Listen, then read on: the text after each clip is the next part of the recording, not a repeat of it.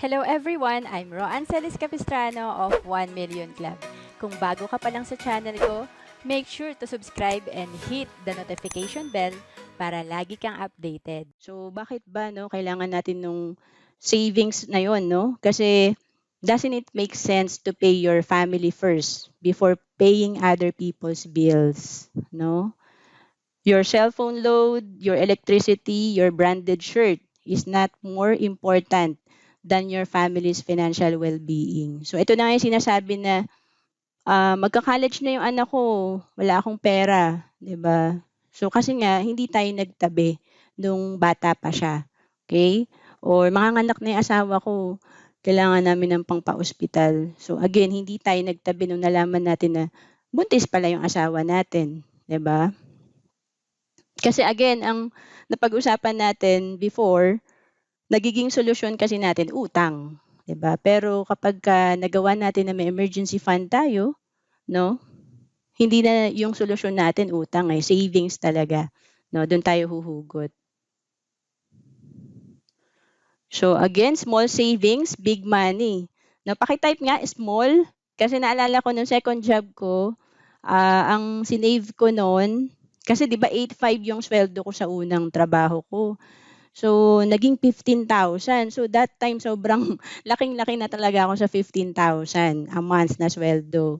So siyempre dahil halos dumoble yung aking sweldo, nag-decide na talaga ako na magtatabi ako. So I think that time 2,000 per month yung nasimulan ko. Kasi kahit single ako that time, nagbibigay din talaga ako sa bahay, required na magbigay sa bahay. So after ko madeduct yung 2,000, minsan pag nag-OT ako, syempre mas malaki sa 2,000. Saka ko pinagkakasya yung ano eh, yung budget ko. So talagang naglilista ako no'n, ilang shampoo yung bibilin ko kasi naka-sachet pa ako no'n eh, 'di ba? So sachet pa yung shampoo ko, ilang sachet 'yan, ko yung per piece. Kasi siyempre 'pag middle class ka gano'n naman, bumibili ka lang sa tindahan, 'di ka naman talaga naggo-grocery ng maramihan, 'di ba? So budget meal ka lang talaga or ah, per sachet, 'di ba? So kaya malakas yung mga tindahan. So alam nyo ba dito 'no, kapag ₱10 a day, ₱300 per month din 'yun 'no? And yung ₱300 per month natin, magiging 447,107 in 30 years at 8% interest annually. So ang ganda 'no, 'pag natuto pala tayong mag-ipon, hindi lang siya hihinto dun sa savings natin, puwede pa natin siya mapa-grow, 'di ba? Tapos lalo na kung bata pa tayo kasi mahaba pa yung time na puwedeng mag-compound or lumago yung pera natin.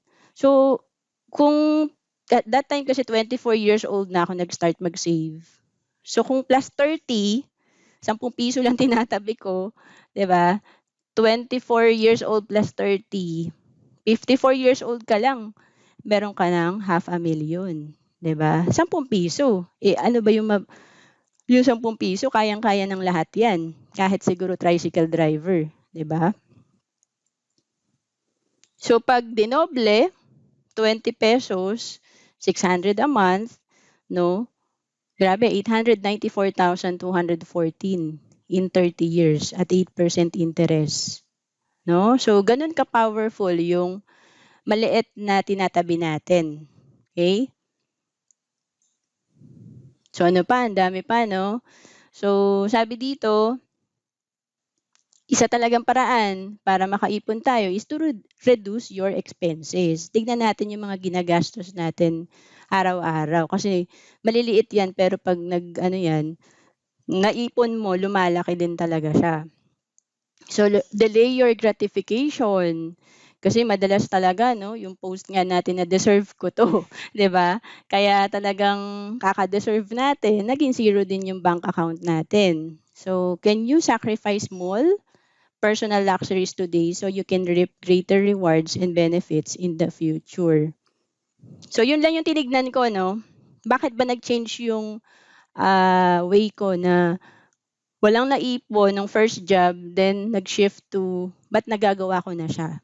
Kasi inisip ko lang na kung wala pa rin akong maipon, parang alam mo yun, nagtatrabaho ka tapos pagod ka, Tapos hindi mo nakikita yung fruit ng iyong ano, nung pinagtatrabahuhan mo. Parang lagi kang zero. So, yun ang nga yung tinatawag na rat race cycle.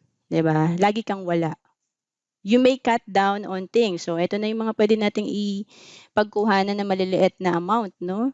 Soda, coffee, no? Bottled water, no? So, again, every time na lumalabas kami, lagi ako may bottled water or yun nga, yung aming tumbler, dala namin yan para hindi na kami bibili ng tubig. And then, yan, cigarettes, baka may mga bisyo tayo dyan, mahal na rin, no? Mga subscription natin or binabayaran monthly na hindi naman pala kailangan, no? High-end gadgets, phones, especially kung ginagamit lang natin for entertainment purposes, shopping, no? Fancy cars, eating out, partying. So alam niyo malaki din maiipon natin kung medyo i-cut natin yung pagkain sa labas. So before, ito yung nakikita kong ano, malaki talaga yung ano niya, yung masi-save ko kung iiwasan kong kumain talaga sa mall. Pero again, hindi natin 'to gagawin hanggang 50 tayo or 60, 'di ba? Kasi kaya naman tayo hindi nag-iipon kasi ayaw naman natin na parang kawawa ka naman, 'no? So again, ginagawa lang natin 'to kung wala ka pa talagang savings. Kasi 'pag may savings ka na 'no, kagaya naming mag-asawa, wala kang problema sa pagkain mo sa labas, eh, 'no? Tapos yung bestseller pa nga itatanong mo, eh. Kasi nakaipon ka na, eh, may peace of mind ka na, eh, 'no? Pero 'pag wala pa talaga, meron talagang sacrifice 'yan, okey?